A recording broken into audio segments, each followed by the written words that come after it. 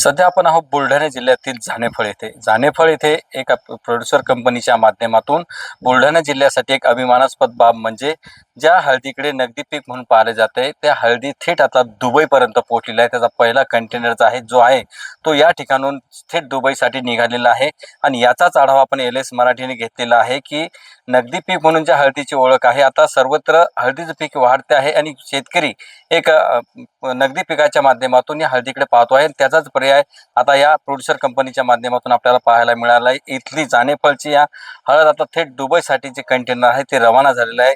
त्या संदर्भात आपण या ठिकाणी बोलणार आहोत। आपल्यासोबत कंपनीचे काही संचालक आहेत। काय सांगाल या ठिकाणचा थेट हळद आता दुबईला गेलेली आहे? तर आमच्या या विदर्भ समृद्धी कृषी प्रोड्युसर कंपनीने 2022 पासनं या हळदीच्या मूल्यवर्धनाच्या कामामध्ये सुरुवात केलेली आहे आणि स्मार्ट प्रकल्पांतर्गत माननीय बाळासाहेब ठाकरे कृषी व्यवसाय व ग्रामीण परिवर्तन प्रकल्पांतर्गत हळद मूल्य साखळी विकसित करण्यासाठी आम्ही 22 जानेवारी 2024ला या प्रकल्पाची पायाभरणी केली होती।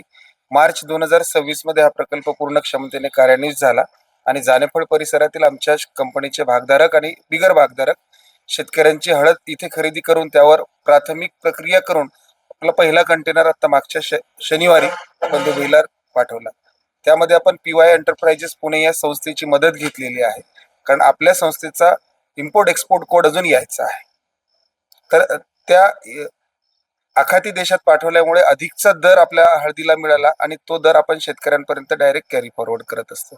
आपण केलेलं या जो हळद आहे आपली थेट दुबईला पोहोचलेला आहे। या माध्यमातून एक शेतकऱ्यामध्ये परत एकदा नवं चैतन्य येऊ शकते, हळदीचा पेरा वाढू शकते। नेमकं शेतकऱ्याला आपण काय सांगा? सर, निश्चित आखाती देशाचं मार्केट उपलब्ध झाल्यामुळे आपल्या हळदीला एक खूप मोठी जागतिक बाजारपेठ या ठिकाणी मिळालेली आहे। त्या माध्यमातून अधिकचे भाव आपल्या शेतकऱ्यांना मिळू शकतात आणि जेवढी काही उत्पादित हळद आहे बाजारपेठांची संख्या वाढल्यामुळे निश्चित शेतकरी बांधवांना चांगला दर यामधून मिळू शकतो। भविष्यामध्ये हळदीला खूप सोन्याचे दिवस येण्याचं सध्या तरी दिसतंय। बुलढाणा जिल्ह्यातील ग्रामीण भागातून थेट आपली हळद जी आहे ती दुबईसाठी कंटेनर निघाली, आपली भावना काय आहे? इथं आम्ही एक सर्वसामान्य शेतकरी असल्यामुळे त्यामुळे आम्ही शेतकऱ्यांच्या मुलांना आम्ही ही जी आम्ही राबवली, ही जी आम्ही शेतकरी उत्पादन कंपनी तयार केली, त्यामुळे आम्ही शेतकऱ्यांना त्याचा चांगला आनंद झाला आणि आम्हाला या गोष्टी आनंद झाला की बाबा आपण एक दुबईचं मार्केट पाहणं म्हणजे आपण सर्वसामान्य शेतकऱ्याचं स्वप्न नव्हतं, हे स्वप्न आम्ही साकार केल्याचा खूप आनंद वाटते आम्हाला। थेट आता शेतकऱ्यांना आपल्या या ग्रामीण भागातून हळद जी मिळणार आहे आणि यानंतर तुम्हाला असं वाटतं की कुठेतरी हळदीचा पेरा हा जिल्ह्यामध्ये वाढताना आपल्याला दिसेल? बुलढाणा जिल्ह्यामध्ये अतिशय जास्त प्रमाणात पेरा लोणार आणि मेहकर तालुक्यामध्ये खूप मोठ्या प्रमाणात पेरा वाढला आणि पेरा वाढून शेतकऱ्यांना एक चांगलं उत्पादन यावं, चांगलं उत्पादनाची चांगली क्वालिटी निर्माण व्हावी, त्यासाठी आपण कृषी विभागाची महाराष्ट्र शासनाची चांगल्या प्रकारे मदत या ठिकाणी घेतो।